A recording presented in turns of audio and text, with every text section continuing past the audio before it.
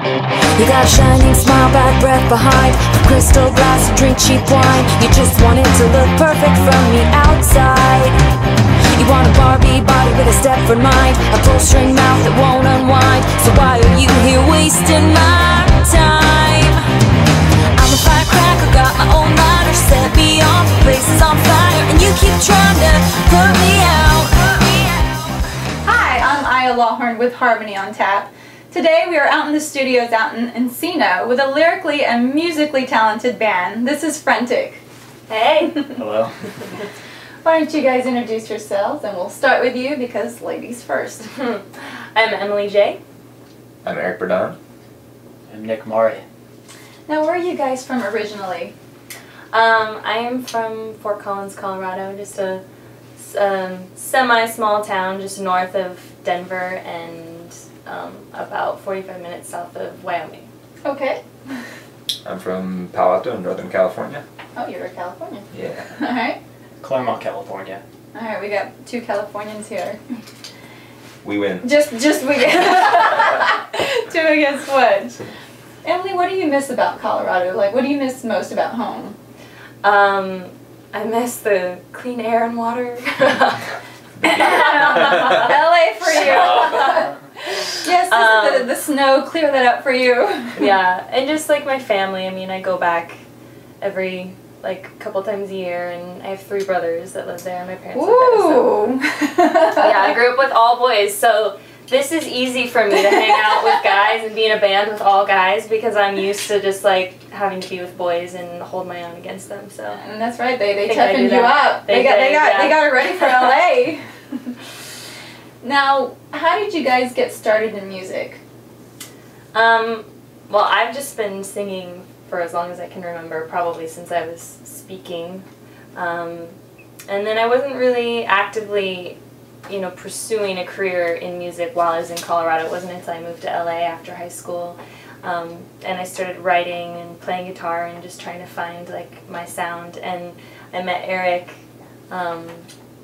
a few years ago, and we just totally clicked and had a lot of the same musical influences, so we started writing together, and and eventually we put Frentik together. Mom made me take piano. Well, that answers your question, yeah, piano. And then you just said enough with it? Yeah, I wanted to play guitar more than anything, because I wanted a red Strat. I don't know why, but I was lusted after those guitars. You wanted something loud. Yeah, and so, but my mom wouldn't pay for me to take lessons for rock and roll guitar, so I had to kind of learn that on my own. But yeah, piano was the first instrument. Okay. And how about for you, Nick? My dad was a bass player, and he also managed a store 4 bass players out in Studio City for many years. So I've grown up with music all my life, and of course it was only appropriate that I also became a bass player. Also play music, right? He actually bought me my first bass before I was even born. Are you serious? I am not kidding. Did they know? Whether you didn't have a choice. It didn't matter if you were a boy or a girl, baby. You were born to play the bass, and that's just what it was. Yeah, exactly. That's awesome. Yeah, I've been working up to this point since I was 11 years old. I'm 21 now, so yeah. You have a lot of experience now. I was going to ask how you guys came together, but obviously you two met first. Mm-hmm. We met at a Halloween party. It was mutual friends, we'd known of each other, and then we finally met each other and just musically totally just hit clicked. it off, yeah. We actually sat next to each other a year before at another party, but didn't meet. Didn't even speak. But she was like, "Who's this jerk?" I thought he was yeah. I was trying to. Nick and I actually played in a country rock band together for another artist. That's how I met Nick, and he was way too hardcore rocker for a country act. I was about to say country. But I was like, there's another band that you should probably check out, because we were looking for a bass player, because originally Emily played bass in the band. Okay. And then she realized she wanted to be more free to sing and not have to worry about, playing notes. There you go. Outside of her mouth. So yeah, Nick was a perfect fit. Yeah, exactly. And then you also have so beautiful how you put that. It's yeah. poetic. You also have one more person. You have Nick Omarosa, right? The drummer. And how did he come into the picture? I met him doing a church gig a few years ago, and we'd always just sort of see each other, and he was like, let me know if you need a drummer, let me know. But he was always on tour, and then finally at one point he came back from a tour, and he's like, I'm in town for a while. So we were like, yeah, let's do this. And he's awesome. We wish he was here today. Yeah. Yeah, we're actually going to have to fire him from the band because he's missing this interview. So. We miss you, Nick. Sorry, Nick. If this is the first you're hearing about it, sorry about that. Sorry, surprise. I wanted to talk about your lyrics.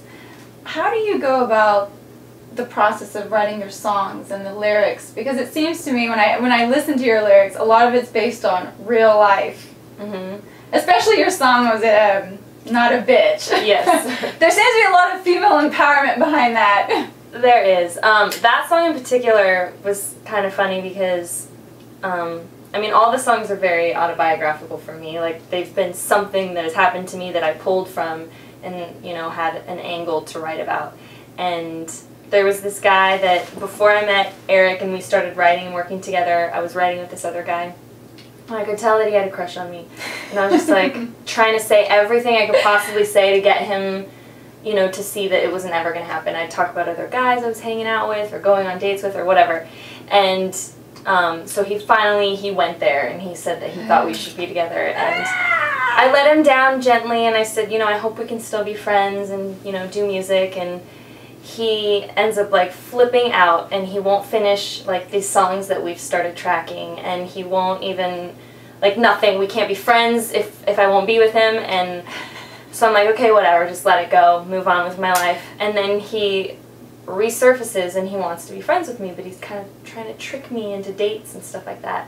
And I start getting really mad because he's getting possessive about, like, you know, different people that I spend time with, and I'm just trying to be nice about it, but get him, you know, to understand it's not going to happen. So one day I'm just, like, angry and I'm writing all these random lyrics out, just like one-liners, and then Eric and I are writing a different song and we were thinking about lyrics and he goes, throw some lyrics out at me, like, what do you have? And I looked down at my I'm feeling angry. lyric This is what I'm writing. book and I was like, you're gonna laugh. And he was like, just say it. And I looked down and I read it and I'm like, I'm not a bitch, I just don't like you. And he just died and he was like, that's its own song. That's perfect. So so then we wrote that song about that guy.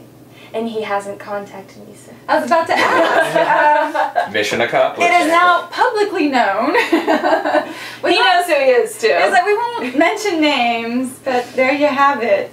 Yeah. Do you write the songs mostly, or is it 50-50, or is it the whole band that writes it together? It kind of depends. Like, sometimes I'll write an entire song and I'll bring it to Eric and he'll polish it up and make it go from good to great. And then sometimes we just sit down and we have ideas and just work together. But no one person just does melody or lyrics. Like, it's all very, you know, collaborative. Teamwork. If you will. I will. I will. Yes. I will. There was this song that I listened to, and it was released on The Young and the Restless, and it was called what was it?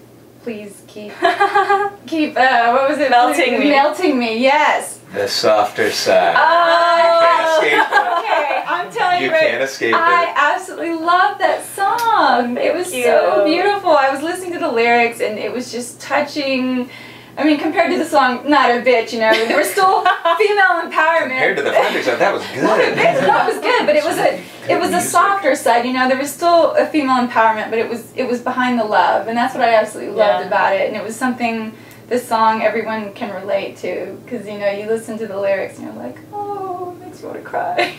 Yeah, that was something that I actually wrote a while ago before we were doing Frentik, and I was just kind of doing a singer-songwriter thing, and yeah, I mean, that song is really special and beautiful, and it's great that we're finding uses for it and a home for it on The Young and the Restless. On The Young and the Restless. And I did read that, you know, you love to write songs that you love, but sometimes, for example, they're not always fit for the band. Yeah. So what do you do with those songs?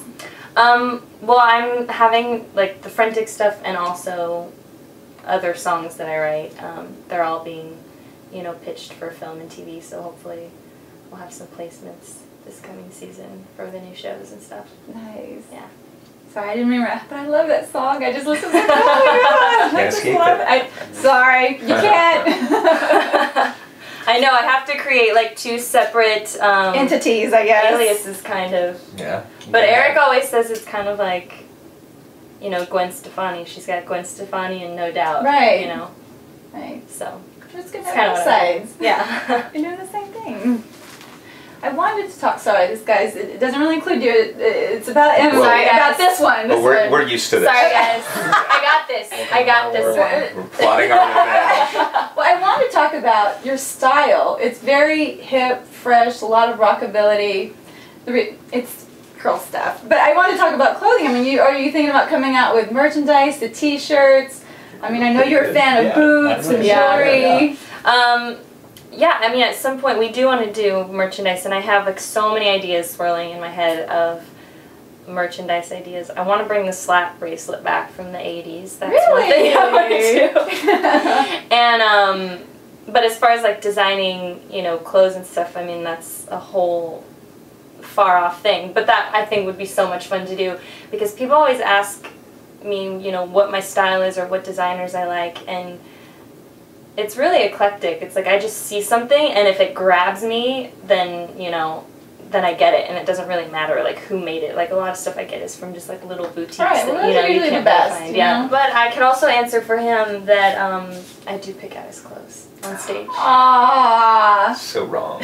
So wrong. and he to gets me. so many compliments. I still need help every now and then. There's nothing wrong with admitting I'd show her that. like sweatpants if she didn't do that. Well, you didn't say. Like Nikes and sweats. Yeah, that's my rock sense. Really? Hey, if I'm not comfortable, I can't play Really? guitar well. Yeah, really. Wow. You want to make something of it? She might. She's a firecracker. Yeah. What? She just told you. Don't set her up. I do. What performances can we look forward to? What do you got coming up? Well, September 21st, we're playing at the Roxy, and it's going to be our official EP release party. For Firecracker. For the Firecracker EP, which is going to it's going to be released on iTunes, Amazon, everywhere worldwide on September 21st. So our show will be the same night. So you should come out. That's right. You heard it. You Time, got something at space Hot continuum Topic, thing. right? Oh, we're doing an Valencia? acoustic thing at Hot Topic, like when all the kids get out of school. Oh, nice. What's the date of that? The 23rd. September 23rd in Valencia. So hopefully we'll do some more of those at different stores, and then in October and November we're hoping to be doing some festivals on the East Coast.